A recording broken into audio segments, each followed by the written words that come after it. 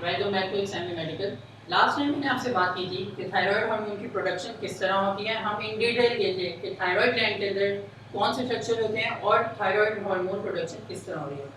आज हम बात करेंगे कि आखिर वो सिग्नलिंग पैसेजेस क्या हैं जो थायराइड हार्मोन की प्रोडक्शन करवाते हैं और फिर थायराइड हार्मोन किस तरह अपने टारगेट ऑर्गन पर अफेक्ट प्रोड्यूस करता है। Okay, so let's get into it. सबसे पहले हमारी बात स्टार्ट होगी हाइपोथैलेमस से। ठीक है, जब भी आप किसी एंडोक्राइन सिस्टम से डील कर रहे होंगे उसमें मल्टीपल सिग्नलिंग पाथवेज होंगे और फिर जाके आपका फाइनल हार्मोन रिलीज होगा। सबसे पहले हाइपोथैलेमस में क्या समझने की जरूरत है। हाइपोथैलेमस में आपके पास मल्टीपल सिक्रेटरी न्यूक्लियाई होते हैं। हम इधर डील कर रहे हैं एक सर्टेन न्यूक्लियस है जिसका नाम है मीडियन एमिनेंस। ठीक है, in this case median eminence से जो रिलीज हो रहा है हार्मोन वो है TRH, thyroid releasing hormone. TRH जो है वो एक पेप्टाइड हार्मोन है और पेप्टाइड हार्मोन्स जो होते हैं वो डायरेक्ट इफेक्ट एक्सर्ट नहीं करते, वो एक सर्टेन रिसेप्टर्स के थ्रू अपना इफेक्ट एक्सर्ट करते हैं। TRH अपने सर्टेन रिसेप्टर पे बाइंड करेगा जो कि है एंटीरियर पिट्यूटरी में। उसके बाद TRH एक सर्टेन सेकंड मैसेंजर सिस्टम के साथ काम करता है and in this case the second messenger system is IP3 inositol triphosphate. But यहाँ पे ये बात समझना जरूरी है कि आइनोसाइटोल ट्राइफॉस्फेट सिर्फ एक नाम है। आपके पास एमसीक्यूज में ये आता भी है कि TRH का सेकंड मैसेंजर क्या है, दैट इज आइनोसाइटोल ट्राइफॉस्फेट। बट इसके पीछे एक बहुत डीप मैकेनिज्म है। ठीक है, ये जो रिसेप्टर होता है ये जी कपल प्रोटीन से अटैच होता है। ठीक है, फिर उसके बाद हमारे पास फॉस्फोलाइपेज सी आता है, फिर फॉस्फोलाइपेज सी ब्रेक करता है फॉस्फेटिडाइल आइनोसाइटोल बाइफॉस्फेट को, बेसिकली PIP2 को IP3 और डाइएसाइलग्लिसरॉल DAG में। लेकिन हम किससे सिर्फ यहाँ पे लिखते हैं IP3 आइनोसाइटोल ट्राइफॉस्फेट। ये किस तरह करता है, ये कैल्शियम रिलीज करवाता है एंडोप्लाज्मिक रेटिकुलम से और ये कैल्शियम फिर प्रोटीन्स को प्रोड्यूस करवाता है जो कि अपने टारगेट ऑर्गन पे एक्ट करते हैं। In this case our target organ is anterior pituitary. But यहाँ पे एक चीज जरूर समझ लें कि एंटीरियर पिट्यूटरी में TRH किस तरह पहुंचता है हाइपोथैलेमस से। एक बहुत ही इंपॉर्टेंट पार्ट जो बार बार आपके पास आएगा which is hypothalamic pituitary axis, जो कि यहाँ पे बना हुआ भी है। हाइपोथैलेमिक पिट्यूटरी एक्सिस क्या है, इसकी डिटेल में हम हाइपोथैलेमिक के लेक्चर्स में जाएंगे। अभी आपसे ये समझ लें कि एक एक्सिस एक पाथ बना हुआ है जिससे हाइपोथैलेमस से हार्मोन्स एंटीरियर पिट्यूटरी में फ्लो कर रहे हैं। TRH अपने एंटीरियर पिट्यूटरी के रिसेप्टर पे एक्ट करेगा and it specifically stimulates cells which are known as thyrotropes. Thyrotropes अब क्या करेंगे, एंटीरियर पिट्यूटरी से थायरोट्रोप्स रिलीज करेंगे TSH, थायराइड स्टिमुलेटिंग हार्मोन। बहुत ही इंपॉर्टेंट हार्मोन, मल्टीपल लैब्स में हम इसको यूज करेंगे आगे जाके। अभी आप इतना समझ लें कि ये पेप्टाइड हार्मोन है और जैसे कि मैंने आपको बताया peptide hormones through receptors act करते हैं। TSH का जो रिसेप्टर होगा वो होगा थायराइड ग्लैंड पर। अब यहाँ पे भी ये क्वेश्चन अराइज होता है कि जब TSH अपने रिसेप्टर पर बाइंड करता है तो what are the signaling mechanism, second messenger क्या है। इन दिस केस आपका जो सेकंड मैसेंजर है वो है साइक्लिक AMP। अगेन यहाँ पे भी ये जी कपल प्रोटीन रिसेप्टर से लिंक होता है। ठीक है, वहाँ पे एड्रेनालाइज साइक्लेज ब्रेक होता है, वो एडिनोसिन ट्राइफॉस्फेट ATP आपके जो एनर्जी मॉलिक्यूल्स होते हैं उनको ब्रेक करता है साइक्लिक AMP में। साइक्लिक AMP क्या करता है, वो प्रोटीन काइनेज को एक्टिवेट करता है जो कि फॉस्फोराइलेट करता है प्रोटीन्स को ताकि फिर वो अपने टारगेट ऑर्गन पे अपना इफेक्ट एक्सर्ट कर सके। बट आप ये सारी इसकी बैक स्टोरी है आपकी बुक्स में आपको मिलेंगी। बट जो आपकी MCQ पॉइंट ऑफ व्यू से इम्पोर्टेंट कि TRH का सेकंड मैसेंजर क्या है और TSH का सेकंड मैसेंजर क्या है। अब हम बात करते हैं कि थायराइड स्टिमुलेटिंग हार्मोन रिलीज हो गया, इसने एक्ट किया थायराइड ग्लैंड पर। अब क्या होगा, अगर आपको लास्ट वीडियो में याद हो मैंने आपको बताया था कि थायरोग्लोबुलिन्स होते हैं जिनके साथ थायराइड हार्मोन्स प्रोड्यूस होकर अटैच हुए हुए होते हैं। Whenever TSH is going to bind to the thyroid gland, ये थायराइड ग्लोबुलिन्स को प्रोटियोलाइसिस को इंक्रीज करेगा ताकि जो थायरोग्लोबुलिन पे हार्मोन लगे हुए हैं T3 T4 वो आपके थायराइड ग्लैंड से रिलीज हों, T3 एंड T4। अब अगर आपको लास्ट टाइम तो याद हो मैंने आपको बताया था कि जब थायराइड हार्मोन्स ब्लड में रिलीज होते हैं only 1% of the hormones are in free state. ये वो स्टेट है जो एक्टिव है, जो अपने इफेक्ट्स एक्सर्ट करेंगे। मोर देन 99% जो हैं वो बाइंडेड होते हैं एक सर्टेन प्रोटीन से जिसका हमने नाम था थायरॉक्सिन बाइंडिंग ग्लोब्यूलिन्स, ये बेसिकली थायराइड हार्मोन्स को ब्लड सर्कुलेशन में रखते हैं as a storage form, inactivate रखते हैं। अब यहाँ पे ये चीज़ समझना जरूरी कि जो थायराइड हार्मोन्स थायरॉक्सिन बाइंडिंग ग्लोब्यूलिन्स को बाइंडेड है वो इनएक्टिव फॉर्म है, तो कोई अपना इफेक्ट एक्सर्ट नहीं करेंगे। अब हमने समझना ये है कुछ क्लिनिकल एसोसिएट जो कि थायरॉक्सिन बाइंडिंग ग्लोबुलिन से एसोसिएट। मैंने आपको अभी बताया कि थायरॉक्सिन बाइंडिंग ग्लोबुलिन से जब थायराइड हार्मोन अटैच होगा वो इनएक्टिव होगा। तो अगर थायरॉक्सिन बाइंडिंग ग्लोबुलिन इंक्रीज हो रहे हैं किसी कंडीशन में, तो थायराइड हार्मोन की जो फंक्शनिंग अवेलेबल फ्री हार्मोन्स है वो कम हो जाएगा। और इसी तरह अगर थायरॉक्सिन बाइंडिंग ग्लोबुलिन किसी कंडीशन में कम हो रहा है तो जो हमारे पास free functioning active thyroid hormone है वो बढ़ जाएगा। तो कुछ कंडीशंस अपने जहन पे आपने रखनी है कि थायराइड बाइंडिंग ग्लोबुलिन्स किस में इंक्रीज होते हैं, किस में डिक्रीज होते हैं। कॉमन कंडीशन मैं आपको बता रहा हूँ। कुछ लोग जो लोग कॉन्ट्रासेप्टिव्स यूज करते हैं, ओरल कॉन्ट्रासेप्टिव पिल्स, वो थायराइड बाइंडिंग ग्लोबुलिन्स को इंक्रीज कर देता है। प्रेगनेंसी में थायराइड बाइंडिंग ग्लोबुलिन वैसे इंक्रीज हो जाता है, और उसके opposite thyroid binding globulins nephrotic syndrome में डिक्रीज हो जाता है, क्योंकि आपको पता है उसमें आपका प्रोटीन लॉस हो रहा होता है। यहाँ तक आपको बात समझ आ गई। अब हम बात करेंगे कि ये जो फ्री T3 और T4 है ये अपना इफेक्ट किस तरीके से एक्सर्ट करता है सेल के ऊपर। तो अब हमने ये ले लिया है सेल, ठीक है।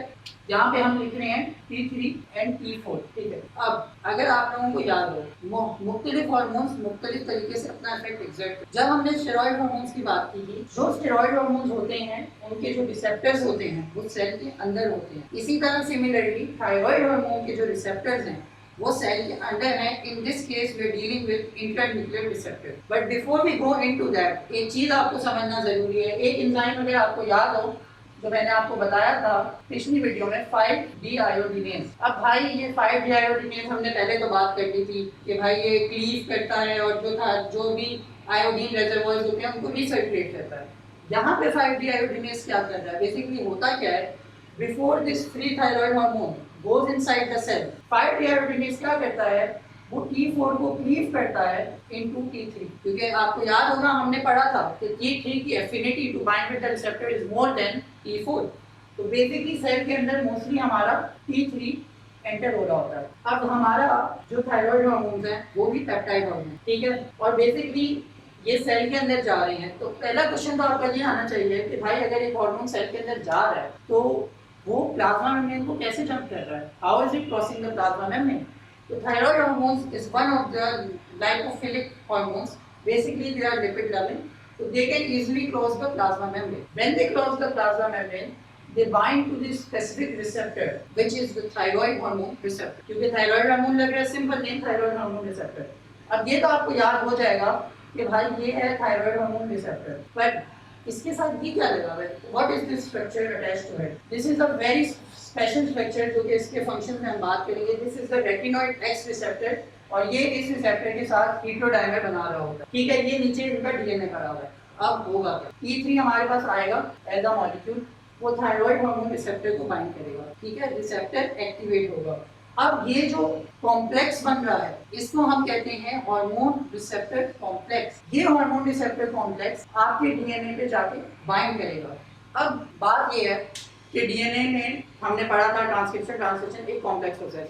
The thing you need to remember here कि ये जो कॉम्प्लेक्स है ये डीएनए पे एक स्पेसिफिक साइट पे जाके बाइंड करता है जिसको हम प्रोमोटर साइट कहते हैं। And in this case we are going to call it thyroid hormone promoter site. क्यों? बिकॉज़ ऊपर से थायराइड हार्मोन आ रहा है, but you need to remember कि प्रोमोटर साइट पे ये जाके बाइंड करता है, ठीक है। जब ये यहाँ पे बाइंड करेगा, ठीक है, आपके पास जीन ट्रांसक्रिप्शन होगी, और फिर जीन ट्रांसक्रिप्शन के बाद आपके पास प्रोटीन सिंथेसिस होगी, and finally this protein synthesize is going to exert its effect on the target organs, ठीक है। अब मैंने आप लोगों को बताया था कि रेटिनॉइड एक्स रिसेप्टर इसके साथ अटैच है। ये रेटिनॉइड एक्स रिसेप्टर क्या कर रहा है, बेसिकली होगा क्या, जैसे ये रिसेप्टर एक्टिवेट होगा, रेटिनॉइड एक्स रिसेप्टर एक्टिवेट होगा, तो हमारे पास होगा क्या, बॉडी के इस सेल के सोडियम पोटेशियम एटीपेजेस इंक्रीज हो जाएंगे, ठीक है।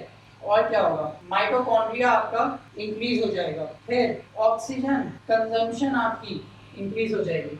अब हुआ क्या, रेटिनॉइड एक्स रिसेप्टर पे बाइंड हुआ, आपके सेल में सोडियम पोटेशियम एटीपेजेस ठीक है, माइटोकॉन्ड्रिया और ऑक्सीजन कंजप्शन इंक्रीज होगी। क्यों और क्या हो जाएगा? बेसिकली आपकी जो एनर्जी मैकेनिज्म्स हैं, ठीक है, आपकी एनर्जी प्रोडक्शन और आपकी एनर्जी कंजम्पशन दोनों इंक्रीज हो गई। तो हुआ क्या, जब भी आपकी बॉडी में एनर्जी प्रोडक्शन और कंजम्पशन इंक्रीज हो रही होती है, आपकी बॉडी ऑक्सीजन को ज्यादा यूटिलाइज करती है। हमने लिखा हुआ है ऑक्सीजन कंजम्पशन इंक्रीज हो रही है, but at the same time जब आपकी ऑक्सीजन कंजम्पशन बढ़ रही है और आपकी एनर्जी यूज ज्यादा हो रही है, तो कार्बन डाइऑक्साइड प्रोडक्शन भी इंक्रीज हो जाती है। तो इस सब के इफेक्ट से हमारे पास होगा क्या, आपकी ऑक्सीजन कंजम्पशन बढ़ रही है, कार्बन डाइऑक्साइड प्रोडक्शन भी बढ़ रही है, तो आपकी बॉडी क्या करेगी, रेस्पिरेटरी रेट इंक्रीज करेगी, क्योंकि आपकी एनर्जी कंजम्पशन भी बढ़ रही है, आपका टेम्परेचर इंक्रीज होगा नॉर्मल बॉडी टेम्परेचर से ज्यादा, आपकी पल्स हाई होगी, आपकी बॉडी ज्यादा एनर्जी कंज्यूम करेगी। इस सारे मैकेनिज्म को, ये जो सब हो रहा है, ठीक है, आपका रेस्पिरेटरी रेट बढ़ रहा है, टेम्परेचर बढ़ रहा है, आपकी बॉडी एनर्जी ज्यादा कंज्यूम कर रही है, हीट प्रोड्यूस हो रही है आपकी बॉडी की ज्यादा, इस सब को कहते हैं हम आपका बेसल मेटाबॉलिक रेट। जब भी आप कहीं भी थायराइड हार्मोन का पढ़ेंगे, पहली चीज वो आपको बताएंगे कि आपका बेसल मेटाबॉलिक रेट इंक्रीज होता है। क्या इंक्रीज होता है, कैसे इंक्रीज होता है, अब आपको समझ आ गई कि बेसल मेटाबॉलिक रेट आखिर किस बला का नाम है। ठीक है, नीचे भी हमने यही शो किया हुआ है कि बेसिकली आपका रेस्पिरेटरी रेट बढ़ रहा है, आपका हार्ट रेट बढ़ रहा है, क्योंकि आपका बेसल मेटाबॉलिक रेट बढ़ रहा है। अब यहाँ पे थोड़ा सा मैं आपको क्लिनिकल बताता चलूं, हम हाइपरथायराइड और हाइपोथायराइड की अलग वीडियोस करेंगे, बट अभी क्योंकि हम नॉर्मल फिजियोलॉजी बता रहे हैं कि आपका बेसल मेटाबॉलिक रेट बढ़ता है, तो अगर हाइपरथायराइड होगा तो क्या होगा, आपका बेसल मेटाबॉलिक रेट बहुत ज्यादा इंक्रीज हो जाएगा, रेस्पिरेटरी रेट बहुत ज्यादा इंक्रीज हो जाएगा, आप हीट इंटॉलरेंट हो जाओगे, ठीक है, क्योंकि इतना बॉडी टेम्परेचर आपका बढ़ जाएगा। और उसके कॉन्ट्रास्ट अगर हाइपोथायराइडिज्म होगा तो भाई आपका बेसल मेटाबॉलिक रेट बिल्कुल कम हो गया है, ठीक है, आपको सर्दी लग रही है क्योंकि आपका बॉडी टेम्परेचर हर चीज बिल्कुल बैठ गई है, ठीक है।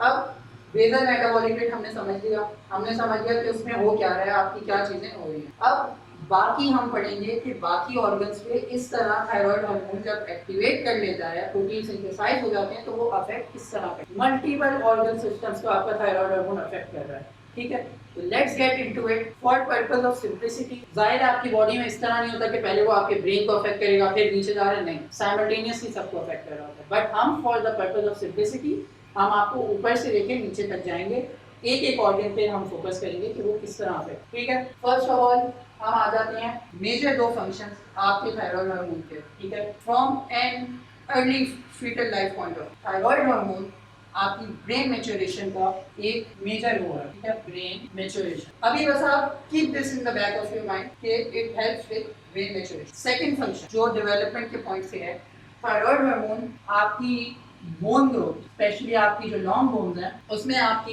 It's involve in bone growth, ठीक है, आपके एपिफिजियल प्लेट्स की lengthening it is involve in that. अब यहाँ पे हम एक बहुत इंपॉर्टेंट क्लिनिकल कोरिलेट डालेंगे from a paediatric point of view. हमने पढ़ा कि थायराइड हार्मोन आपकी ब्रेन मैच्योरेशन करवाता है, आपकी बोन ग्रोथ करवाता है, ठीक है। अच्छा जी, तो एक बच्चा है जो किसी भी वजह से हाइपोथायराइड में है, ठीक है, उसकी मदर का हाइपोथायराइड था due to some auto antibodies, और ड्यू टू रेडिएशन एक्सपोजर बच्चे का थायराइड टिश्यू प्रॉपर्ली डेवलप नहीं हुआ, व्हाटएवर रीजन। तो अब हमने क्या बात की थी, टू इंपॉर्टेंट पॉइंट्स मैंने आप लोगों से शेयर किए कि डेवलपमेंट में थायराइड हार्मोन ब्रेन मैच्योरेशन करवाता है और बोन ग्रोथ करवाता है, ठीक है। तो अब होगा क्या, थायराइड हार्मोन नहीं है तो बच्चे को आ जाएगी mental retardation, and at the same time because of lack of thyroid hormone is going to deal with growth retardation. But the important point here is कि जब आपने डायग्नोज कर लिया कि बच्चे की जो मेंटल रिटार्डेशन है और ग्रोथ रिटार्डेशन है वो थायराइड हार्मोन की डेफिशिएंसी की वजह से, जब आप थायराइड हार्मोन रिप्लेसमेंट दोगे, ठीक है, I repeat when you will replace the thyroid hormone which is depleted, ठीक है, जो आपकी ग्रोथ रिटार्डेशन है वो रिवर्स हो सकती। फॉर एग्जांपल एक 5 साल का बच्चा था, ठीक है, उसमें ग्रोथ रिटार्डेशन थी और वो 2 साल के बच्चे वाली उसकी हाइट, जब आप थायराइड हार्मोन रिप्लेस करोगे उसकी हाइट वापस उतनी आ जाएगी जितनी एक 5 साल के बच्चे की होती है, और वो नॉर्मली भी ग्रो करेगा as long as you giving him replacement. But the important point, mental retardation जितनी हो गई थायराइड हार्मोन डेफिशिएंसी की वजह से, you can not reverse it. एक दफा मेंटल रिटार्डेशन जितनी हो गई, बच्चा पूरी जिंदगी उसके साथ रहेगा। That is why in a fetus हम थायराइड हार्मोन्स को असेस करते हैं एंड वी मेक श्योर कि हम उसको इमीडिएटली रिप्लेस करें, और जो मेंटल रिटार्डेशन है it is not reversible even after replacing the thyroid hormone. ये हमने एक डेवलपमेंट पॉइंट से बात कर ली। अब हम आगे चलते हैं, next we are dealing with the cardiovascular system, our heart, ठीक है। अगर आपको अपनी ऑटोनॉमिक नर्वस सिस्टम की याद हो हम भी इधर दोबारा कवर करेंगे, but for now just remember heart पे आपके होते थे बीटा 1 रिसेप्टर, ठीक है। अब बीटा 1 रिसेप्टर्स क्या करें, थायराइड हार्मोन बीटा 1 रिसेप्टर्स पे जब जाके बाइंड करेगा तो इन जनरल आपके हार्ट की जो फंक्शनिंग है वो इंक्रीज कर देगी। कैसे? It increases your cardiac output, your stroke volume and even your heart rate. आपका हार्ट ज्यादा पंप करेगा, ज्यादा स्ट्रेंथ से पंप करेगा एंड इन जनरल आपकी सर्कुलेशन पे क्या अफेक्ट पड़ेगा। अब इधर आपको दो चीजें रेगुलेट करनी है। नंबर 1 आपका हार्ट रेट इंक्रीज हो रहा है और नंबर 2 आपकी बॉडी का टेम्परेचर इंक्रीज हो रहा था बेसल मेटाबॉलिक रेट इंक्रीज होने की वजह से। तो अब क्या होगा, आपकी जो सर्कुलेशन है उसमें ब्लड फ्लो इंक्रीज होगा। जब ब्लड फ्लो इंक्रीज होता है हमारे पास क्या होता है, हमारे पास आती है वेज़ोडाइलेशन। अब यहाँ पे अगेन क्लिनिकल कोरिलेट्स, जैसे हमने पहले बात की, और हम ऊपर से आते हैं वापस नीचे तक, ठीक है। सबसे पहले हार्ट, ठीक है, आपका कार्डियक आउटपुट इंक्रीज हो रहा है, हार्ट रेट इंक्रीज हो रहा है, स्ट्रोक वॉल्यूम इंक्रीज हो रहा है, पेरिफेरी में आपकी वेज़ोडाइलेशन हो रही है, ठीक है। अब अगर हाइपरथायरॉइड हो जाएगा, थायराइड बढ़ गया तो क्या होगा, ठीक है, आपको एरिथमियाज आ सकती, आपकी हार्ट की कॉन्ट्रैक्टिलिटी डिस्टर्ब होगी, ठीक है। वेज़ोडाइलेशन की वजह से आपकी स्किन मॉइस्ट हो सकती है, आपकी स्किन बिल्कुल ऐसे होगी सॉफ्ट और मॉइस्ट, बिकॉज इतनी वेज़ोडाइलेशन हो गई होगी it will become really soft and moist. And और अगर हम हाइपोथायरॉइड की बात करें, अगर उल्टा हो गया, ये सब डिक्रीज हो गया, cardiac output decrease, stroke volume decrease, तो क्या होगा, आप ब्रेडी हो जाएंगे, आपको डिस्निया होगा बिकॉज आपका हार्ट प्रॉपर्ली ब्लड पंप नहीं कर रहा। And on the other hand आपकी स्किन क्या होगा, आपकी स्किन ड्राई और कूल होगी, ब्रिटल स्किन होगी आपकी, बिल्कुल dry. And at the same time अगर हम ब्रेन की फर्दर बात करें, अब हमने डेवलपमेंटल बात करी, उसको आप हटा दें यहाँ से। अब हम बात करें in a normal adult, thyroid hormone का ब्रेन फंक्शन पे क्या effect. Thyroid hormone in normal physiological pattern it makes you alert, ठीक है। There is a term for it, we call it celebration, आपकी थिंकिंग, आप अलर्ट होते हैं। But अगर हाइपरथायराइड हो जाएगा तो क्या होगा, आपको एजिटेशन होगी, you will not be able to concentrate, आपकी थिंकिंग इतनी इंक्रीज हो जाएगी कि यू विल बी लाइक कि मैं ये करूँ, you will be agitated. But one thing to remember है, इसको ओवर थिंकिंग से मिक्स नहीं करना, ठीक है। This is not over thinking, this is completely different. You will be agitated, you won't be able to concentrate. Okay, so we've done here. Now we are going to get into our GIT system. First we are going to deal with the liver. यहाँ पे आपकी metabolism related things बहुत आते हैं। सबसे पहले thyroid hormone आपका क्या करता है, थायराइड हार्मोन आपका एडिपोसाइट्स में जाकर लाइपोलाइसिस करता है, आपका फैट बर्न हो रहा है, आपका फैट डिस्प्लेस हो रहा है आपके फैट टिश्यू के स्टोर से। और अब होगा क्या, जब लाइपोलाइसिस होगी तो आपके पास बनेंगे free fatty acids. Free fatty acids का क्या होगा, ये फ्री फैटी एसिड्स लिवर में जाएंगे और ये स्टोर किए जाएंगे एज ट्राइग्लिसराइड्स। ये one of the mechanism by which the thyroid hormone reduces your lipids in your body. Second, thyroid hormone क्या करेगा, आपके लिवर पर LDL रिसेप्टर्स की एक्सप्रेशन इंक्रीज कर देगा। तो क्या होगा, ज्यादा से ज्यादा जो आपका फैट है वो आपकी सर्कुलेशन से निकल कर लिवर अपटेक करेगा और वो स्टोरेज फॉर्म में जाएगा। आपका जो सर्कुलेशन में जो ओवरऑल आपका LDL है वो डिक्रीज हो जाएगा, ठीक है। And lastly but not the least, what the liver does through the effect of thyroid hormone, आपकी कोलेस्ट्रॉल की एक्सक्रीशन इंक्रीज होगी, किधर, into the bile, through the gall bladder, ठीक है।